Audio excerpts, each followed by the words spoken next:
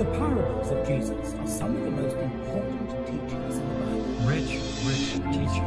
The parable of the soil. So Jesus decided to tell us one. See, our Lord gives many parables. So let's listen carefully and prayerfully today, and reverently. Well, I will introduce myself a little bit since some of you I may not have met yet. My name's Andy Davis. I've been at Second Mile for 3.5 years now, I guess. Wow.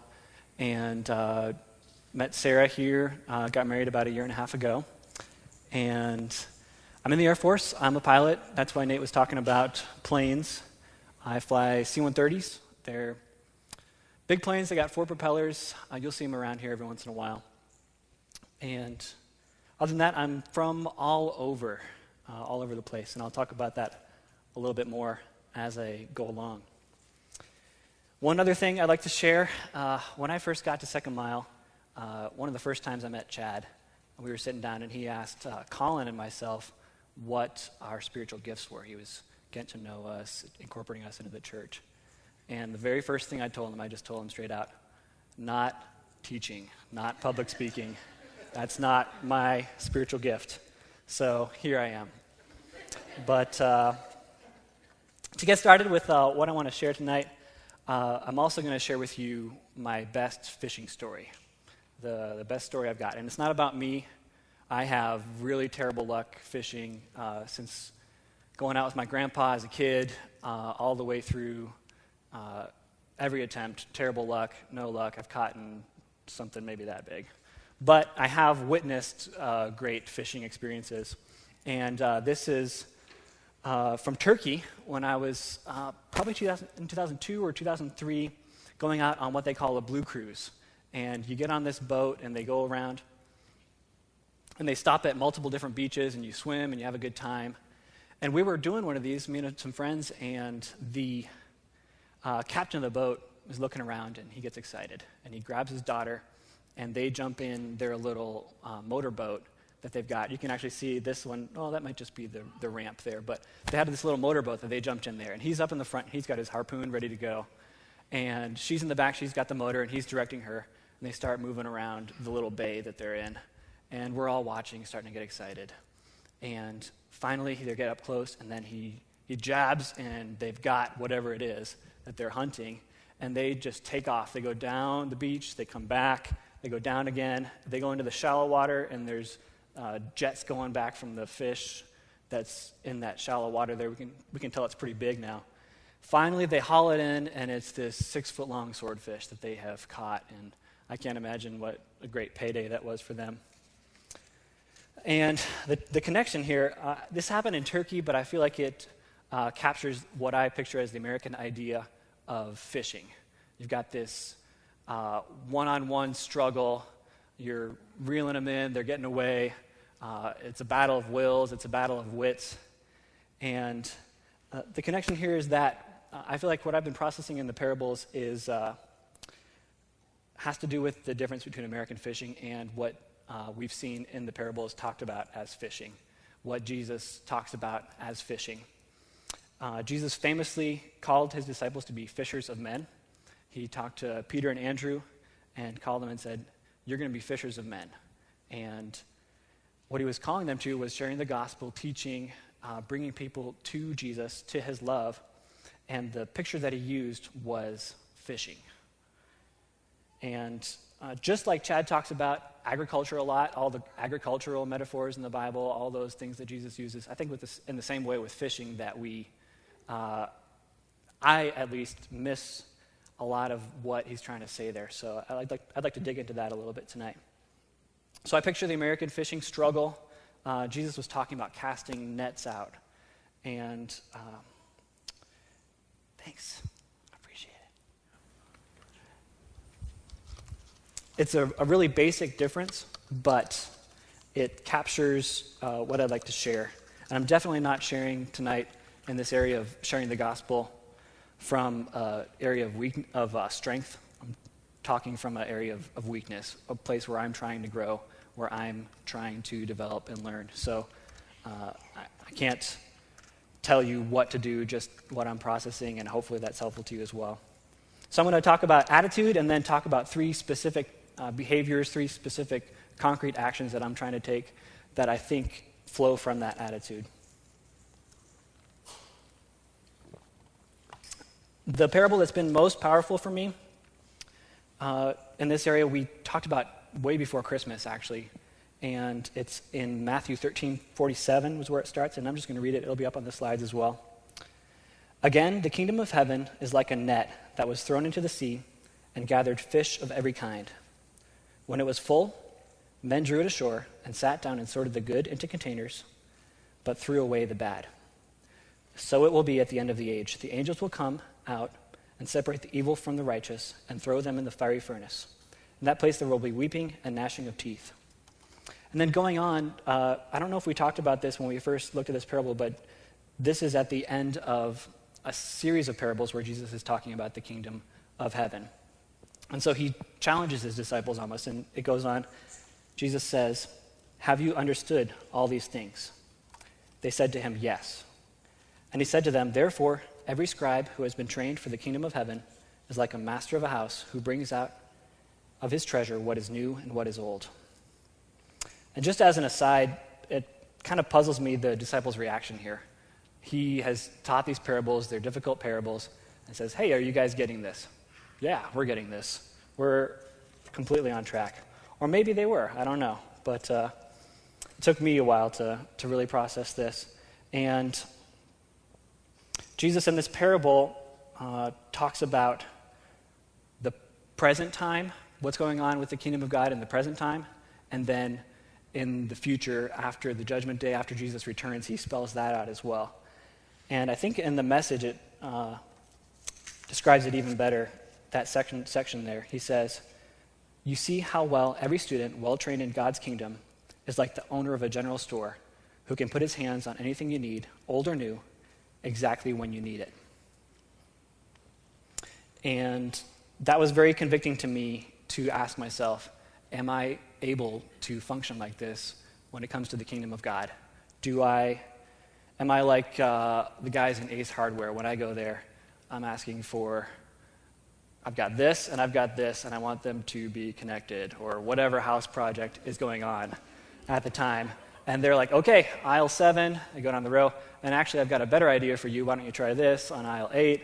And they're able to answer the exact situation that I'm in. And I don't feel like I am that way with the gospel, to where someone comes to me and it's not about me just walking through the Romans road or something. It's about answering their specific situation. And so I'm convicted by this that I need to be better able to speak to their specific situations. And the point of all this, from this passage, what it boils down to for me is that understanding the kingdom of heaven motivates me to be better trained in sharing the good news.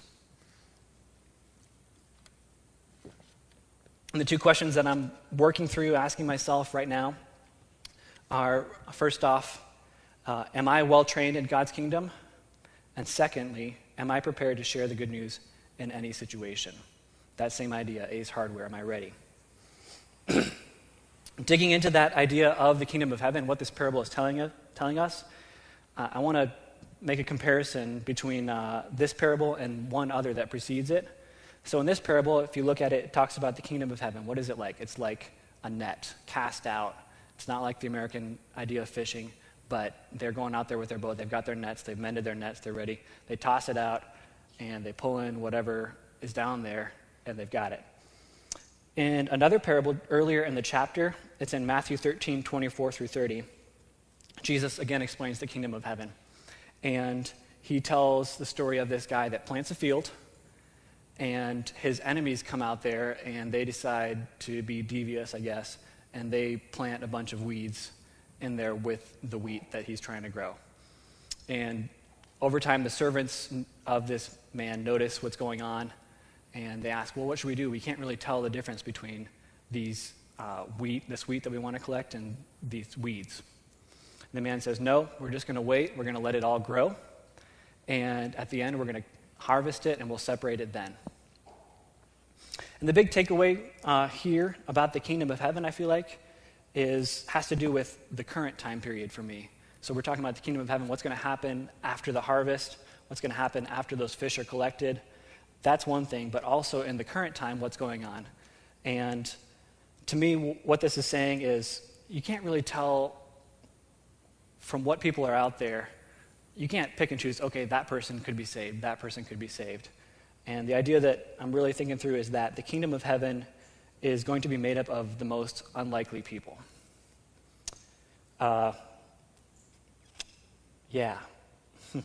Keep my chain of thought. It's not going to be the people that I can figure out, I know, are going to be likely to accept the gospel. And the analogy I came up for this was, for me personally, when I try to match things in life, just in general, it tends to be problematic. For a while there, when I first got to the church, I was actually like, I would suggest to Sarah, maybe this person could get together. They'd be a good couple. And she would just shake her head. Nope, that's a terrible idea. That should not happen. No. And she was right all the time. Another area where I do this is food, cooking. I'm ready. I'm excited, aggressive. I want to add more ingredients, combine this and that, and it does not work out. So I have that overconfidence that I can identify what is a good fit with food or with people, and I don't want to apply that attitude to people out there that I'm trying to reach with the gospel to say, oh, I favor work with this person, not with this person. And this attitude, Jesus himself really exemplified this fairness, I guess, or just love toward everybody. And the example that comes to mind is Zacchaeus, the tax gatherer, the man that was hated by all of the Jews. But Jesus was the only person willing to reach out to him. None of Jesus' disciples, if he had sent them out to go and preach, talk to people, they would have ignored Zacchaeus. But he himself was walking, sees Zacchaeus in that story, and says, hey, Zacchaeus, come, I'm going to dine with you, I'm going to be your friend. You're going to be part of what I'm doing. So Jesus really exemplifies this idea that the kingdom of heaven is going to be made up of the most unlikely people. And as I try to apply this to my life, what questions I'm asking myself. First off, who do I secretly think is unworthy of the gospel? Who do I just kind of dislike? Who am I unwilling to? It's secretly, it's very subtle. It doesn't play out if I say it out loud, but there's that attitude in the back of my mind. I'd rather share with this person than this other person. And Jesus doesn't want that. He wants me to love everyone equally. And secondly, who do I secretly think is outside of the gospel's reach? Who do I think, honestly, would be a waste of my time to try to share? And that is not Jesus' attitude with Zacchaeus, with anyone. There's a third question up there. It's actually from when Chad preached about this parable about the nets, and it really stuck with me. It says, do I have a dragnet attitude which welcomes all to the gospel?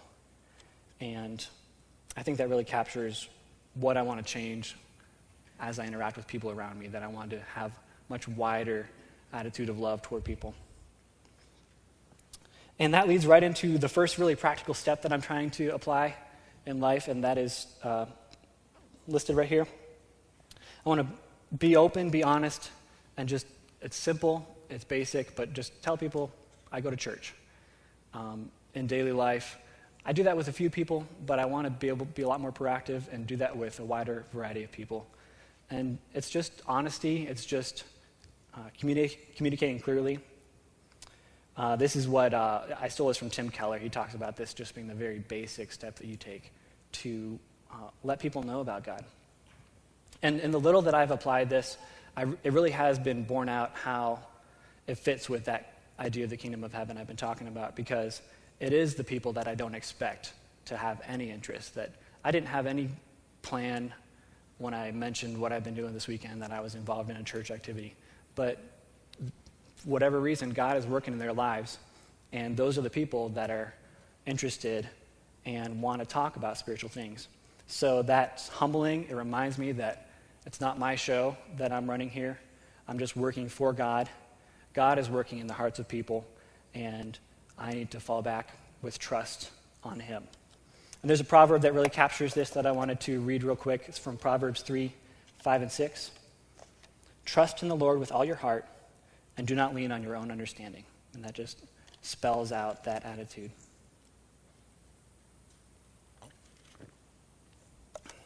For me personally, there's some difficulties in switching my mindset with this, and I'll just share it. I didn't tell you where I was from originally. It's kind of a long story. My parents worked with churches around the world, so I was born in Liberia, we lived in Ghana, we lived in Nigeria, we lived in Swaziland. We were back in the U.S. for a while, and then we were in the Middle East for a long time. And so based on where we were, I was homeschooled. And then when the math got too tough for my mom to teach, we switched to internet high school. So I developed a lot of interesting social skills as I was growing up.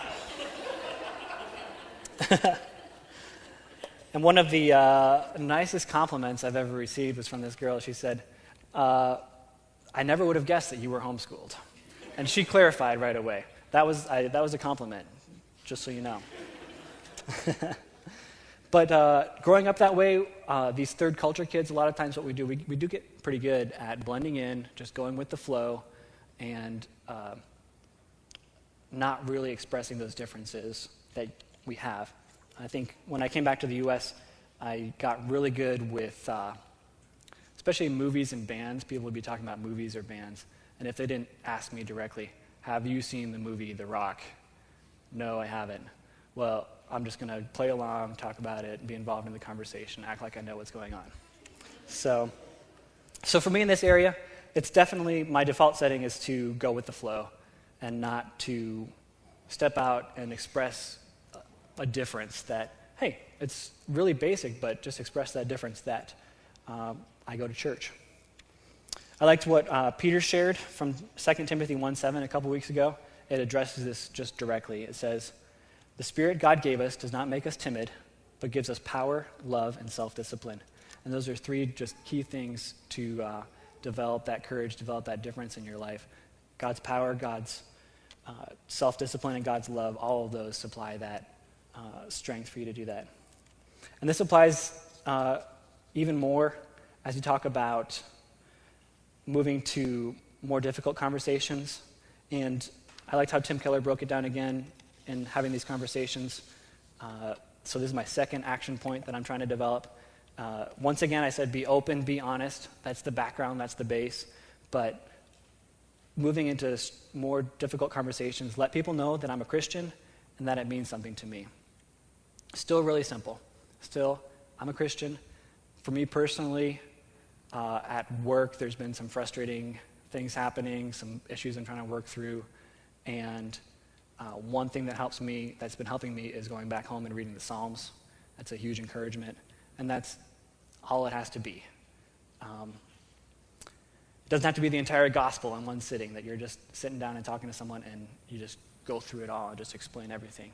That's not the way that it works in real life, and that's okay. And the big thing with this that I've seen the wrong side of is that sometimes it can be a scripted type feeling experience, or it feels pre-prepared. I've had other people do this to me, where they walk into work and, oh, the weather's gloomy today. Oh, I'm feeling kind of down. And then step 3, oh, Jesus is encouraging to me.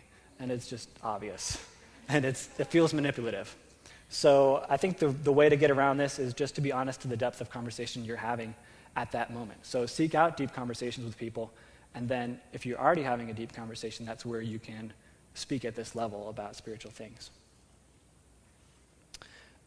On the opposite side, talking about the downsides where that can be bad, Jesus talked about showy outward faith. In Luke 18, 9 through 14, that's one of the parables we talked about. And I'll read through this one as well. It's got some really good stuff. He also told this parable to some who trusted in themselves that they were righteous and treated others with contempt. 2 men went up into the temple to pray, one a Pharisee and the other a tax collector. The Pharisee, standing by himself, prayed thus: God, I thank you that I am not like other men, extortioners, unjust, adulterers, or even like this tax collector. I fast twice a week, I give tithes of all that I get. But the tax collector, standing far off, would not even lift up his eyes to heaven, but beat his breast, saying, God, be merciful to me, a sinner. I tell you, this man went down to his house justified rather than the other. For everyone who exalts himself will be humbled, but the one who humbles himself will be exalted. So two different people, two very different public expressions of their faith. They're both standing in the temple in full view of a lot of other people, and drastically different expressions. One very prideful, one very humble and honest. And as we go out into the world, as we're representing Jesus, we can't be perfect Christians. There's no way. I'm going to do my best to honor God and represent God and what he's done in my life with people, but there's no way I can be perfect. And I have to acknowledge that and be honest about that, and that's what it's all about. That's where Jesus' saving power comes in, so I can't ignore that aspect of it. But pride, if I try to cover up the bad things I've done, pride will destroy my witness. People will see that I'm not genuine.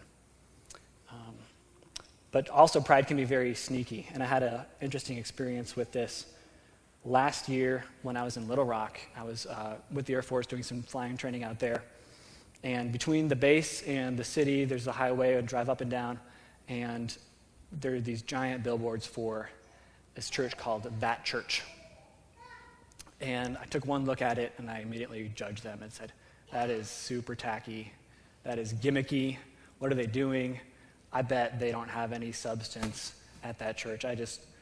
My train of thought just went all out there, and I knew what they were about right away. Fast forward a couple weeks. I think I stole the graphic off their site, too, if you have it, Phil.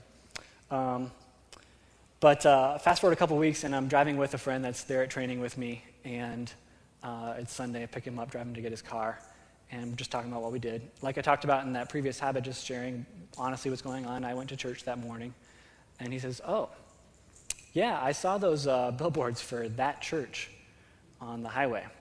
And I didn't really read his tone very well, and I opened my mouth almost ready to say, oh yeah, those guys, that's super tacky. I don't know what I was going to say, something super judgmental.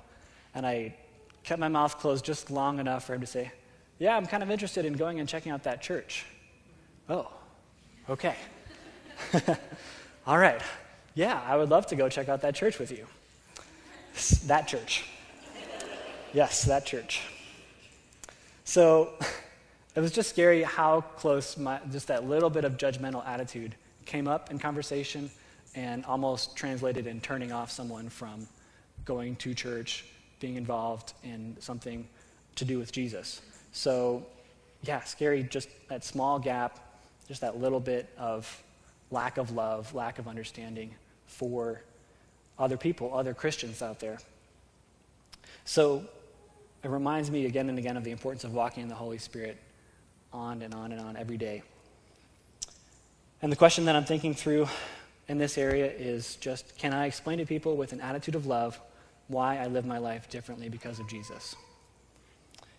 Keeping that attitude of love was the moral of that previous story, and explaining clearly and honestly why I live my life differently because of Jesus just takes a lot of wisdom and understanding, clarity. The situation, the thing I'm thinking through in the culture right now relating to this is Tim Tebow. And I can't speak to his football career, whether he belongs in the NFL, any of that stuff at all. We can talk offline about that, his football talent. But he definitely had very clear honesty and openness about his faith, and it seems really genuine. He's just expressing that. And I would guess if you were to talk to him individually in person, that faith would be an encouragement to you, would lead you closer to Jesus. But somehow as it got onto the internet, as I'm thinking through, my guess is that it became us versus them. And that's where people got turned off by his faith. And that's a scary thing to watch out for, is as you're having these conversations, any attitude of us versus them, where you've lost that loving attitude being translated to people, being expressed, because that's where Jesus came from, was that attitude of love. So I've also been thinking, just even though I don't have the following of Tim Tebow, that I do need to be careful on social media as well with what I share. And in that whole realm of difficult discussions, I've been thinking that I envy Jesus' divine knowledge. As people walk up to him and talk to him, he knew immediately their character, what they were, because he was God. And this is demonstrated in the story we talked about recently from Mark 10, 17 through 27. A man comes to Jesus and asks him, "Good teacher, what must I do? What must I do to inherit eternal life?" And it ends up being a very, very short conversation. Jesus doesn't have to spell out a lot of detail because he knows that man's heart, and he immediately speaks to the obstacle in that man's heart. He brings up the attachment that guy has to his riches. That man was very rich. Jesus challenges him to give up his riches and to follow Jesus, and that man sadly turns away and says no. But thinking through that, if someone walks up to me and asks that same question, I don't know what their issues are. I don't know where they're coming from, what background they have. So I'm not ready to speak in the same authoritative way that Jesus does. And it's been interesting to think that every person that I talk to in Tucson here about Jesus, they already know a lot about Christianity. They have a lot of knowledge. It's not a challenge for me to share new knowledge with them, and it's not like I'm walking up to some unknown tribe. So the challenge really is all that knowledge that they do have, getting past people's misconceptions, their past encounters with Christians, sometimes that leads to hurt. One of the most challenging things is I've been having some conversations with a good friend from the Church of Latter-day Saints, and we'll be talking in very detailed fashion about, say, the crucifixion, Jesus dying on the cross, and using words like justification, and then we break it down, and we're talking about different things when we're using those words. So all those misconceptions are really challenging to get past. And that leads me to the third practical step that I'm trying to execute that I want to share with you guys. And I stole it straight from Stephen Covey from the 7 Habits of Highly Effective People, but I think it really applies in the context of sharing God with people. And it is to seek first to understand and then to be understood. If people have all this background knowledge that affects how they view Christianity, you need to understand that first. You need to ask about that first. You're not ready to share the gospel with them until you understand a little bit about them, show a little bit of love toward them. I can be guilty of listening to someone with the intention of formulating my reply to them instead of really empathizing, really listening, really caring about them. And that goes back to the difference between American fishing and the kind of fishing that Jesus was talking about. When I think about fishing, if I'm thinking about reeling someone in, that's not at all what this is about. I don't need to be fighting through these conversations, winning the battle of wits. And that's really tough for me, actually, myself, just with the personality type that I have. Sarah, my wife's a counselor, so we talk about personality types a lot. Air Force has given me all sorts of personality types. What kind of dog I am illustrates what kind of personality I am. There's these graphs, and this is good, that's bad, and I'm here, or whatever. But the big one that a lot of you probably know is the Myers-Briggs. And if you don't, I'll illustrate it for you. I am an INTJ in the Myers-Briggs breakdown. And I'm going to post a really distracting slide just for a second to let you guys see what an INTJ is. Up in the top right corner, that's me, the evil mastermind. that expresses it. But so Emperor Palpatine, myself, logic is super important to us, and we're not the best with communication. And for me, it's super important to win the battle of wits. It's important for me to be viewed as smart, and to be to win that. So when we get engaged in conversations like that, I want to use logic to overpower people and lead them on. Sweet. So it's been a big struggle, a real battle for me to move past that, to say, okay, in conversations, take a step back, listen to people first, hear what their issues are, and then to move forward. Because until I actually understand what people care about, what's important to them, I cannot speak Jesus' love to them in a language they're going to understand in a loving way.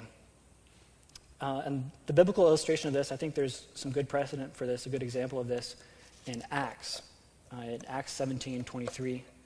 And the Apostle Paul is in Athens. It's his first visit to the city of Athens, Greek city, no Christians at the time. And this is Paul's first time speaking to the Athenians, trying to share the gospel with them. Here's what he says. So Paul, standing in the midst of the Areopagus, said, "Men of Athens, I perceive that in every way you are very religious. For as I passed along and observed the objects of your worship, I found also an altar with this inscription, to the unknown God. What therefore you worship as unknown, this I proclaim to you." So the first thing Paul did when he came to the city was not that he walked to the center of the city and he started talking. He walked around, he looked at what they were like, understood their religious background, so that he was able to share with them. And then when he opens his mouth, he is using references in their lives. He shows that he does care about them. He shows, at a very basic level, he shows love toward them as he breaks into this conversation. And it's also very clever to use that angle as a way to preach. So the rule stands there. I'll repeat it. Seek first to understand and then to be understood. Just got one more parable to talk about with my closing thoughts. I've talked through these 3 practical rules I'm trying to apply with sharing the gospel. And in all of this, the big thing that I see is that I need to trust God. Have that attitude of trust, reliance on God. And I really love the imagery in this parable. We talked about it just a couple weeks ago. It's from Matthew 21:33 through 46. And it says, "There was a landowner who planted a vineyard. He put a wall around it, dug a wine press in it, and built a watchtower. Then he rented the vineyard to some farmers and moved to another place. When the harvest time approached, he sent his servants to the tenants to collect his fruit."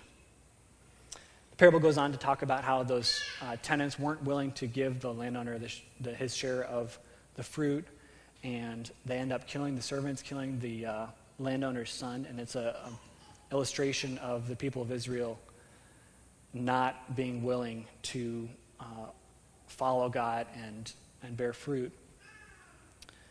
But it's a really beautiful illustration in this first section of God's care for the people of Israel and, by extension, us, when it comes to bearing fruit.